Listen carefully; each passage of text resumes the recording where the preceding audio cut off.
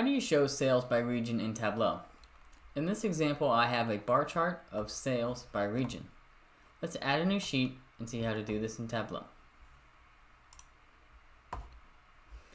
So I bring region up to the rows shelf and sales to the column shelf. I get a horizontal bar chart. I can click this button in the top and show entire view if I want, and click this sort button to sort at highest to lowest. If you want a column chart by sales by region, you need to click this button in the middle to swap columns and rows.